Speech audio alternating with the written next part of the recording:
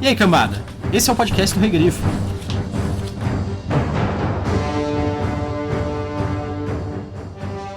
O que entendo de modos cultos das artes e de ser dissimulado? Eu que nasci numa terra nua e sob o céu aberto fui criado. A sutileza da língua e a astúcia sofista fracassam ao sibilar da espada. Venham e morram cães, eu já era homem antes de ser monarca.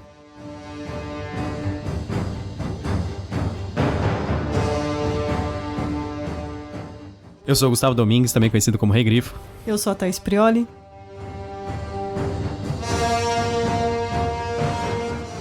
Hoje nós estamos aqui para falar da Fênix na Espada. Fênix na Espada é a primeira história do Conan de todos os tempos que foi publicada. Ela também é a primeira história do Conan o Bárbaro Volume 1, do Pipoca e Nanquim, que é o que nós estamos utilizando hoje. Essa versão foi traduzida pelo Alexandre Calari. Antes de irmos pro conto da Fênix na Espada, nós queríamos agradecer quem curtiu o nosso post do último podcast, quem compartilhou, quem marcou os amigos, quem falou no trabalho, na escola, na faculdade, pros avós, pra mãe. É verdade. Muito obrigado, pessoal. O último foi do Carbono Alterado, nós ficamos muito felizes com o resultado dele, apesar de que a gente teve um probleminha com o som no final, né? Mas, apesar de tudo, ainda ficou um podcast bem legal, o pessoal gostou, comentou bastante até. Sim, em alguns grupos até bastante gente comentou, como o CLFC, né? Isso, Clube de Leitores de Ficção Científica. É muito legal. É isso aí, muito obrigado, pessoal. Vamos começar agora. A Fênix na Espada, eu vou dar um pequeno resumo que vai ser mega curto, porque só tem 30 páginas, né, a história, então não dá pra revelar muito. Fênix na Espada, ele é interessante, que ele é uma história que ele começa com o Conan já de meia idade, monarca, como rei da Aquilônia. Nós vemos a formação de um atentado, de um golpe. Pessoas estão planejando contra ele. Os principais personagens dessa história são o Conan e o Ascalante, que é o principal conspirador, e um personagem que é um escravo do Ascalante, no momento que nós conhecemos ele, que é o Tot Amon, que ele é um feiticeiro que caiu em desgraça. Se eu falar mais, agora já começa... Já é spoiler. Já é spoiler. Então vamos falar o que a gente gostou do livro, depois a gente pode fazer uma discussão com spoilers à vontade. Thaís, isso foi o seu primeiro contato com o Conan literário. O que você achou? Eu confesso que eu não gostei tanto do Conan do cinema. Mas o Conan literário eu tô conhecendo ele. Então eu acho um pouco cedo dar minha opinião sobre ele. Tô conhecendo ele. Eu tô conhecendo, assim. Tô só teclando com ele. Ah, tá. A gente só deu a primeira saída, né? Então, você não consegue formar uma opinião assim no primeiro encontro da pessoa, né? Então é assim. Então não existe amor à primeira vista. É isso que tá falando. Não. Mas voltando ao Conan, eu gostei a gente não tava falando do Conan? Desculpa. Eu gostei desse conto, é um conto hiper curto. Se você ainda não leu, vá, lê e depois volta pra ouvir o podcast. Ele é bem acessível, né? Sim. Você consegue encontrar em inglês. Em inglês você encontra já, ele é uma versão gratuita. Ele é domínio público. Domínio público, na verdade. É uma história bem simples. Eu fiquei um pouco surpresa com a história, por onde ela começou, mas isso a gente vai falar um pouco mais no... Apesar que não é um spoiler, né? Ele é rei. Eu fiquei um pouco surpresa com isso. Você já achou que ia ser uma história do Conan Aventureiro já? Sim. Eu gostei que, como era publicado em folhetim, as coisas acontecem muito rápido. Isso é uma coisa que você gosta, né? Tem uma parte da história que eu falei, nossa, eles vão ficar nesse suspense aqui por quantos contos? Quantos contos será? E eles revelam nessa história logo. Eu falei, meu Deus, já não... eu quero saber o que é logo. Então. Tá. A minha reclamação desse livro eu não gostei da fonte das poesias. É uma fonte muito bonita, mas que é difícil de ler. É verdade, ela é bastante rebuscada, mas ela causa uma certa dificuldade. Tanto que até eu tava pensando em fazer, no começo do podcast, ler aquela poesia dos Filhos de Árias, que é a poesia principal do Conan, né? Que, inclusive, é muito famosa, porque nos filmes tem, acho que o Mako lendo essa poesia. Uma versão dela, na verdade. Só que eu fiz várias tomadas errando todas elas. E depois eu falei assim, eu podia ler uma que tem no meio do conto. E a Thaís falou, tem uma que é bem legal. E aí eu acabei lendo essa, né? Que foi essa que eu li aí no começo pra vocês. Esse foi o meu segundo contato com Robert Howard, já tinha lido Solomon Kane pro Parlamento das Corujas, né, que a gente fez um episódio falando sobre todo o livro do Solomon Kane que foi lançado pela Generale. É bem diferente os personagens, isso é uma coisa que eu já te falo. É bem diferente, isso a gente percebe que o Robert Howard não é aquele autor que só consegue escrever um tipo de personagem. Em geral, eu gosto mais do Conan porque eu acho o Conan um personagem mais profundo que o... Eu ainda não consigo te dizer isso. Porque eu conheço pouco. Vamos entrar no spoilers, aí a gente fala sobre isso. Não, mas calma. Tem que anotar. O que você achou do conto? Eu sei que você gostou, lógico, mas... Você sabe, né? É perfeito, maravilhoso. O que mais eu posso dizer? Não, eu sou muito fã do Conan. Eu conheci o Conan por causa dos filmes, do Schwarzenegger. Na verdade, eu demorei um tempo pra assistir o Conan o Destruidor. Eu assisti originalmente o Conan o Bárbaro, que é considerado o clássico, né? Que é um dos filmes que revelou o Arnold Schwarzenegger. Ele foi feito pelo Basil Poledouros. Se eu não me engano, o Oliver Stone, ele tem uma participação no roteiro. Depois disso, eu li os quadrinhos do Conan, e aí eu era super apaixonado, né? Os quadrinhos do Conan, em geral, super apaixonada, né? Pelo jeito, ele pediu divórcio pra casar com o Conan. Não tem como casar com o Conan, senão eu não tinha nem casado com você. Não, brincadeira. Na verdade, eu conheci os quadrinhos, né? E depois eu descobri que os quadrinhos eram adaptados de livros, né? Eu não sabia que eram contos. E aí depois, mais tarde, eu vim descobrir. O meu primeiro contato literário com a obra do Robert E. Howard foi através de uma edição dos anos 90 da Unicórnio Azul. E eu fiquei muito, muito feliz, a Thaís sabe, quando houve o anúncio do Pipoca e Nanquim que eles iam publicar a obra completa do Conan aqui no Brasil. Sim. E é uma edição muito, muito bonita. Eu acho que é o livro mais bonito que a gente tem em casa, esse. Verdade. Pipoca e Nanquim deu uma trabalheira pra Darkside. A Darkside, que normalmente é a que tem as melhores edições aí, os caras fizeram um negócio fantástico. Eles fizeram... A edição ela é cheia de gravuras dentro, que são gravuras que eles compraram os direitos da obra da Del Rey Books, que inclusive foi a que foi lançada aqui no Brasil pela Conrad. Só que eles não escolheram a capa original da Del Rey, nem a forma original da Del Rey. Se eles tivessem comprado da Del Rey, eles teriam que publicar os contos na ordem que veio na Del Rey. Eles quiseram publicar em outra versão. Essa versão vem com os contos na ordem que eles foram lançados na Weird Tales. Então, essa versão, ela vem na forma que as pessoas leram Conan originalmente, digamos assim. Porque a versão da Conrad, se não me engano, ela vem numa versão mais... Assim, vem com, qual seria o melhor pra pessoa ler primeiro, sabe?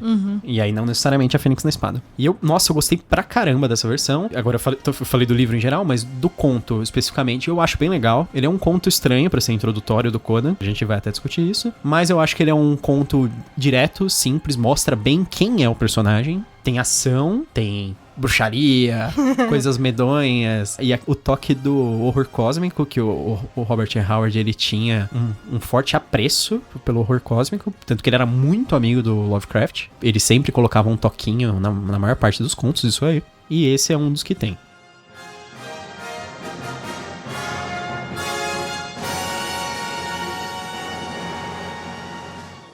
Poetas sempre odeiam quem está no poder. Para eles, a perfeição está na próxima esquina ou na seguinte.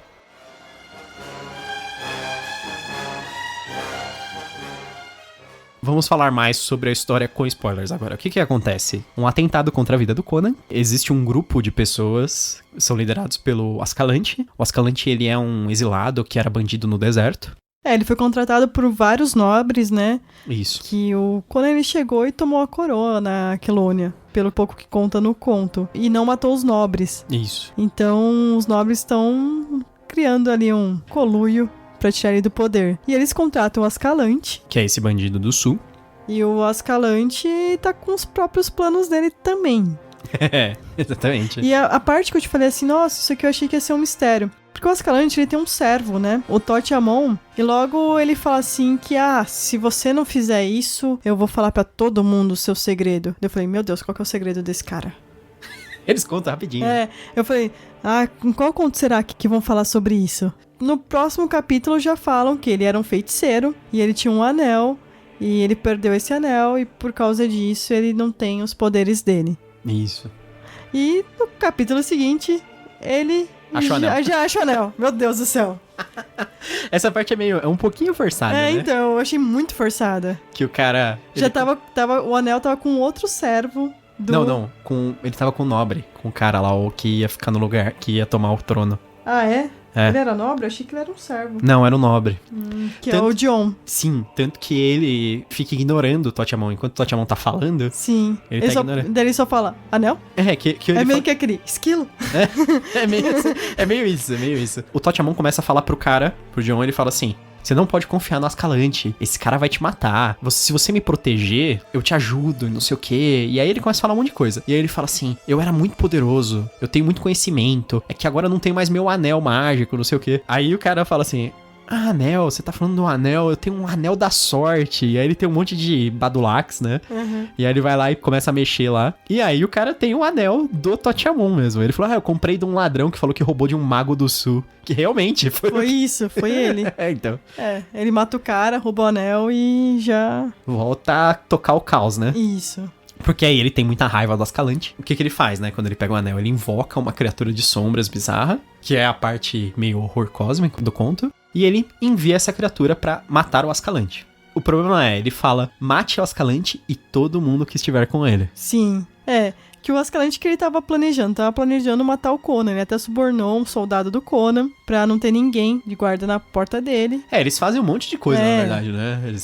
Eles conseguem tirar uma parte da guarda, deixar outra bêbada. Eles fazem um monte de coisa, mas no fim das contas eles conseguem chegar lá e tentam matar o Conan. Então, antes disso, tem uma conversa do Conan com Palantides, do Conan reclamando da vida de rei. É, bem legal essa parte. Que ele fala assim, eu só queria tirar a coroa do rei antigo, eu não queria ser rei. Eu sinto muita falta das minhas aventuras. E ele fala assim, nossa, aquela época parecia tão difícil, né? Mas hoje parece bem mais difícil. Não, é que ele fala que o objetivo dele era tomar a coroa, mas ele não sabia o que era depois manter a coroa, né? Sim. O Conan ele é um personagem um pouco depressivo. E eu acho que essa é a cena dele meio... não tem o que fazer, tá de saco cheio, e as pessoas odeiam ele. Ele comenta que quando ele chegou, ele era chamado de O Libertador. Sim. Mas que agora todo mundo tá nas sombras querendo matar ele. Ele já desconfia, né, das movimentações. Até essa frase que eu falei é justamente porque tem um poeta que chama Rinaldo, que vive falando mal do Conan. Sim. Fica falando bem do outro rei, que não era um bom rei. E quando o Conan chegou, todo mundo adorava o Conan. Mas no fim, agora todo mundo odeia por causa desse poeta. Tem uma parte que eu acho engraçado, que os caras falam sobre o relacionamento do Rinaldo com o rei anterior, que eles falam, tudo que o Rinaldo lembra é que ele apoiava as artes. Isso. Mas ele não tem memória curta para o mal que ele causava.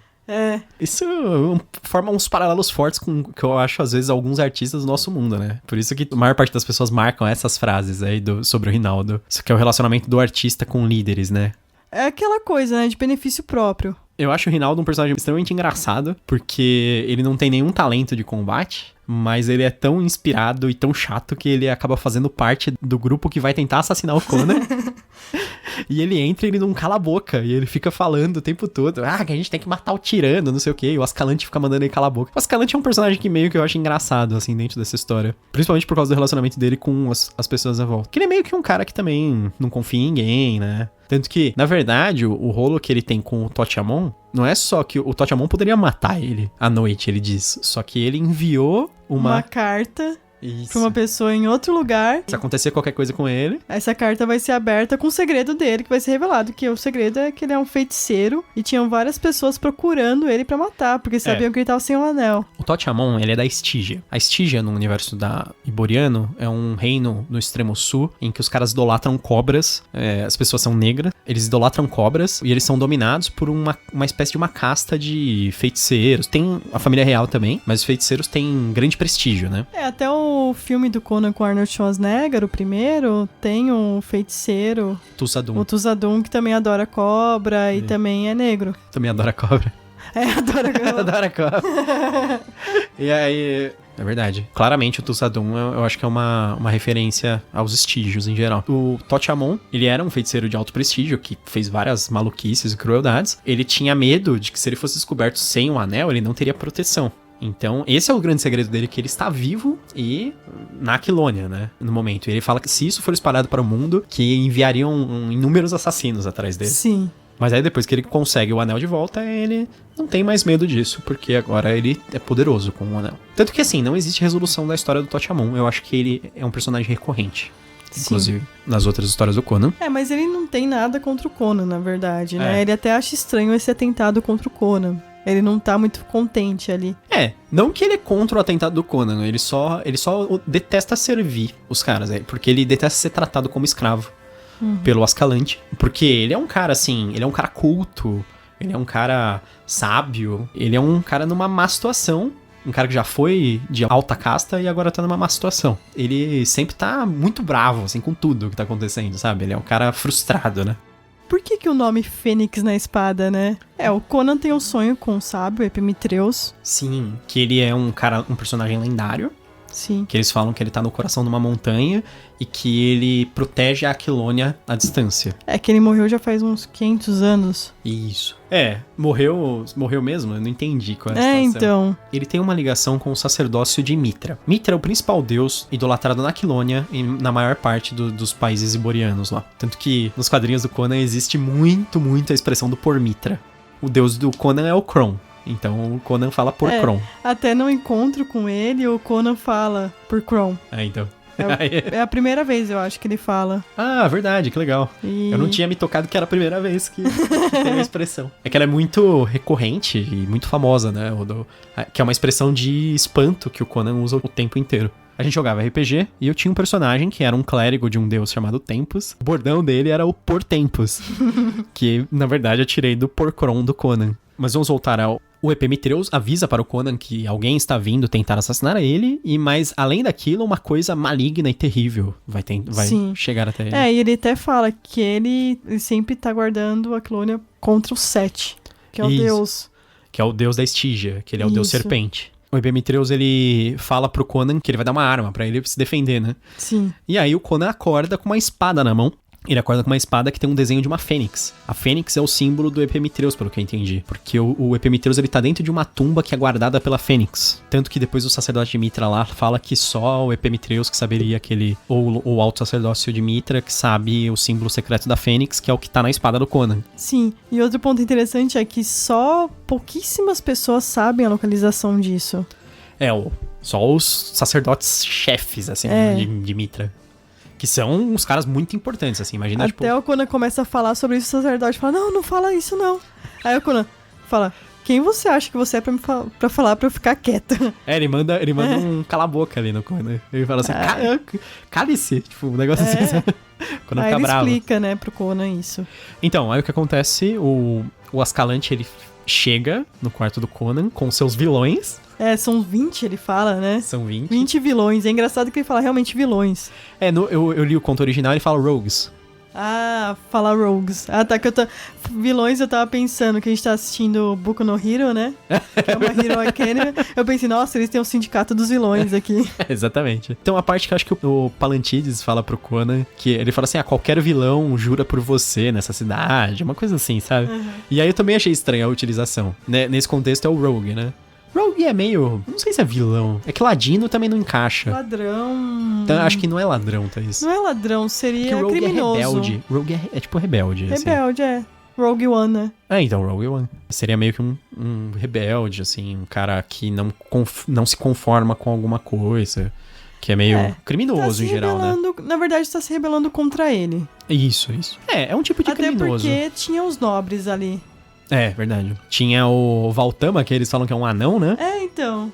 E tem anão no mundo? Ele é uma pessoa pequena. Ah, tá. Eu fiquei pensando, será que tem anões aqui? Eu não sei se tem anão ou não. Eu não lembro do filme. Faz tanto tempo que a gente viu. Não é anão a raça de fantasia, né? Tem um chefe da guarda, que é o cara que tá abaixo do Palantes dos Dragões Negros. Porque tem uma guarda de honra do Conan, que são os Dragões Negros. E um desses caras também é um conspirador. Então é um grupo bem perigoso. Tem o Valtama, esse cara que é o da guarda, tem o Rinaldo e o Ascalante. Esses são os principais, são os 4 que tem nomes do grupo. E os outros 16, não.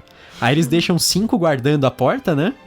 E os 15 entram pra matar o Conan. Só que quando eles entram, aí o Conan... O Conan já tá preparado, porque ele foi avisado, né? Isso. Eles acharam que ia pegar o Conan ali dormindo e ia ser facinho. O Conan ele tá com a armadura pela metade, né? Que ele só conseguiu colocar parcialmente a armadura dele. E ele tá com a espada na mão já. Então eles não pegam ele dormindo. Começa uma batalha sanguinolenta dentro do quarto do Conan, que deve ter 2 km de... Porque os caras lutam pra tudo que é lugar, sabe? Deve ser grande, né? Um quarto de um rei, por exemplo. O Conan tá lá, tá batendo nas pessoas até que chega o Rinaldo. Ele não quer matar o cara. É, porque antes, até quando ele tem uma conversa com o Palantides fala que o Rinaldo, que ele fala assim, quem tá causando esses problemas na cidade é aquele maldito do Rinaldo, que fica cantando poesias que te desprezam, sabe? E aí o próprio Conan fala assim, essa é outra que no Kindle muita gente marcou, viu? Na versão que eu li em inglês. O Conan fala assim, não tem nada que um rei possa fazer contra um poeta, porque as palavras dele são mais fortes que o meu cetro. Com o tempo eu vou ter morrido e talvez ninguém lembre de mim, mas as canções do Rinaldo vão ser lembradas. E ele fala também, o Rinaldo, quando ele se apresentou para mim, ele quase arrancou o coração de meu peito.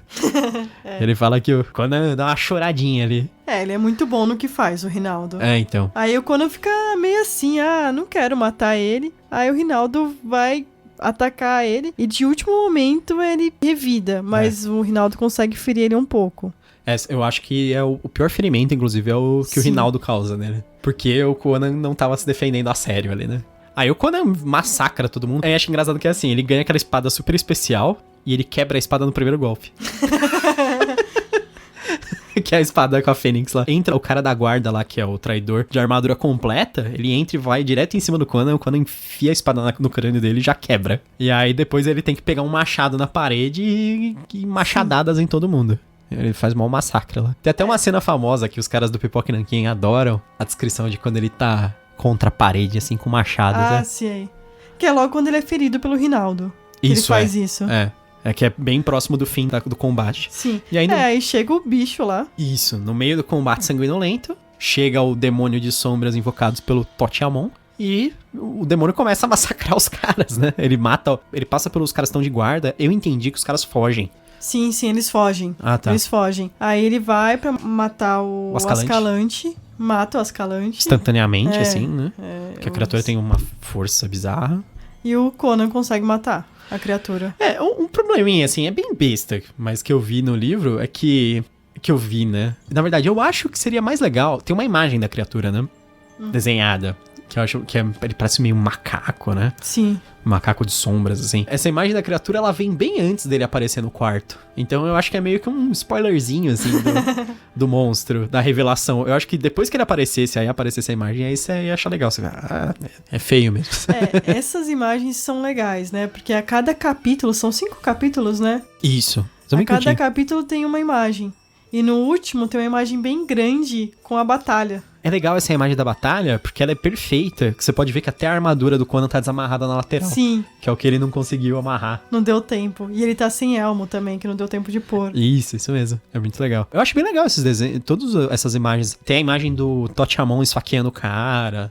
Tem todas elas. Tem bastante. Tem o Conan desenhando o mapa e o Palantides sobre o ombro dele, olhando. Sim. Bastante coisa. Enfim, o Conan, ele luta com a criatura, com o machado dele, que não faz nada. Quando a criatura começa a bater nele, e aí quando ele cai no chão, perto da espada quebrada, ele pega o punho da espada e ele finca na criatura, num reflexo, assim, porque a criatura tá, sei lá, estrangulando ele, alguma coisa assim. E a espada consegue ferir a criatura, mata ela instantaneamente, na verdade, porque a espada era especial, mágica sei lá.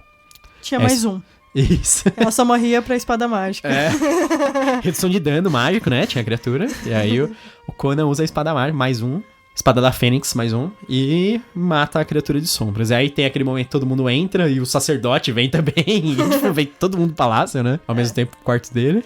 Porque começa a fazer muito barulho, né? Daí a guarda se toca, tá acontecendo alguma coisa. Sim. Aí vai socorrer ele. Chegam a guarda, os criados, né? Um monte de gente. Chama os médicos e tal, porque ele tá cheio de machucado. Sim. E aí entra o sacerdote e tem toda essa cena que a gente comentou, dele falando do sábio. Ele fala, né? Ele revela que ele teve o contato com o sábio, os caras... O sacerdote manda ele calar a boca, que a gente já falou. Mas aí tem aquela cena, né, que o sacerdote vê a espada e ele fala, não, definitivamente o rei Conan conversou com o cara. Porque o pessoal fica meio cético, né? Que eles falam que talvez ele esteja ficando louco. Ele fala que a criatura de sombras derreteu ali no quarto. Aí... Não, e depois eles vão ver, tem realmente uma marca no chão. Eles falam que tem uma marca permanente, né, da criatura no chão. E aí, termina. É isso.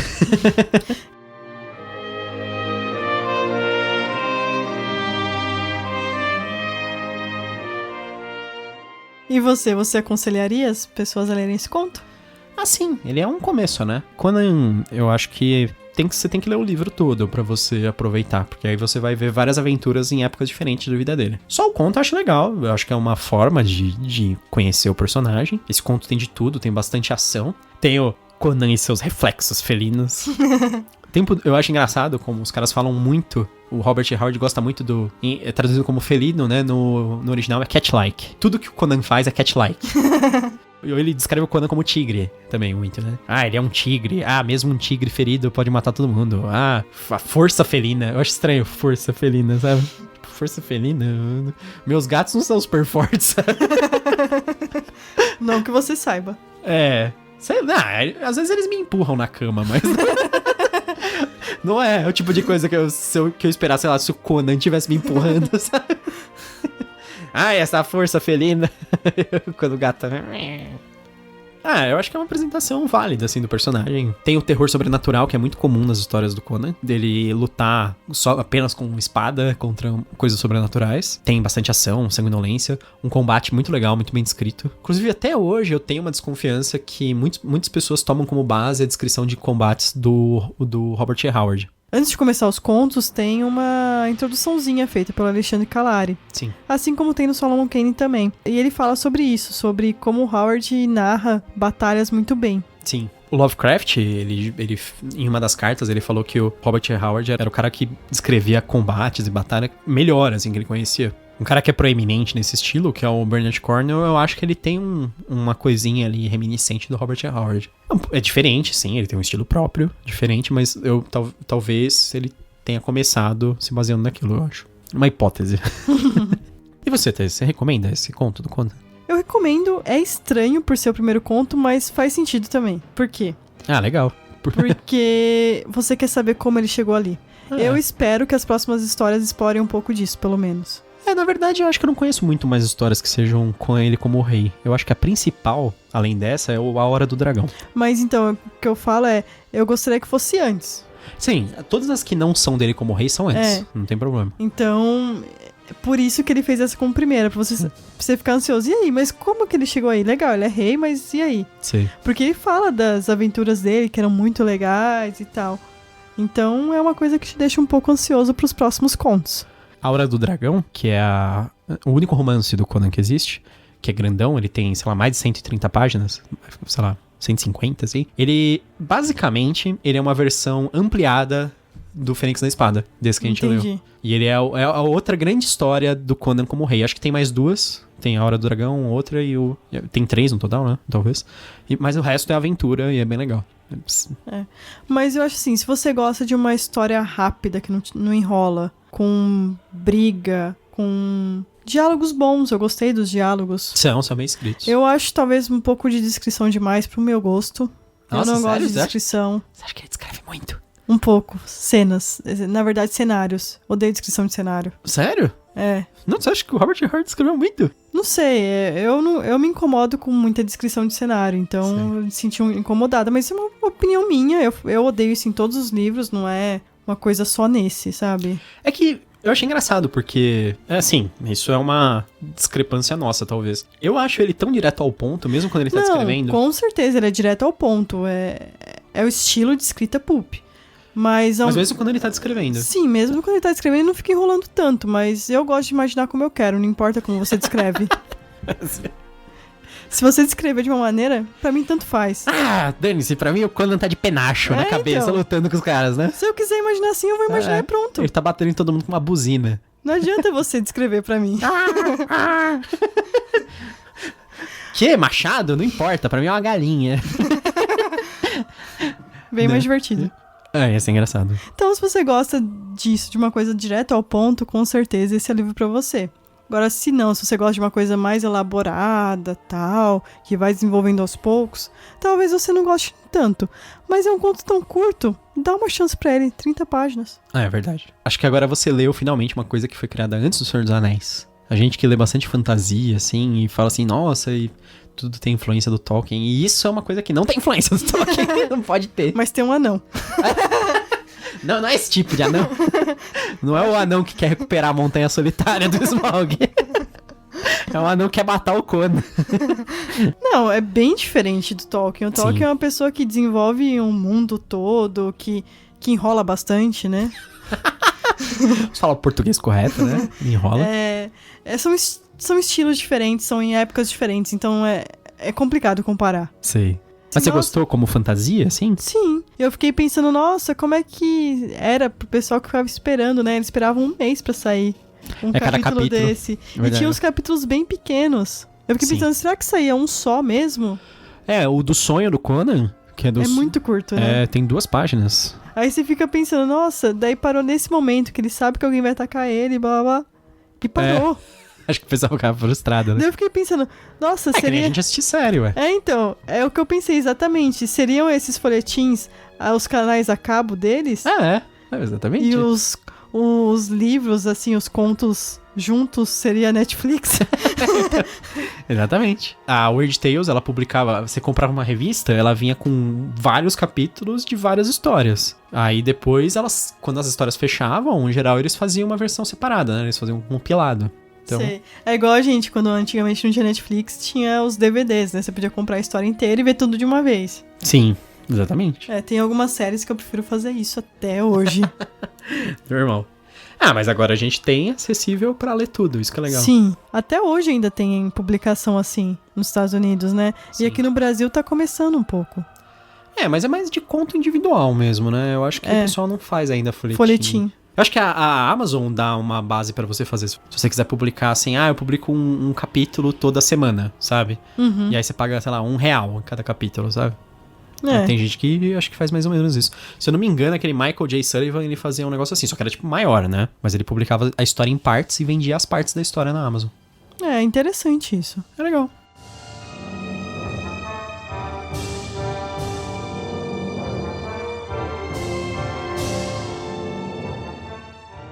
Essa foi nossa opinião sobre A Fênix na Espada, o primeiro conto do livro Conan o Bárbaro, da Pipoca e Nanquim, que é um livro maravilhoso. Uhum. Por mais que você não goste do Conan, compre esse livro, porque ele é muito bonito. Mas você não gosta do Conan? Se você gosta de coisa bonita, na sua estante, compre o livro. Mas é isso. Espero que vocês tenham gostado. Até mais. Até. E bem-vindo ao Canavial.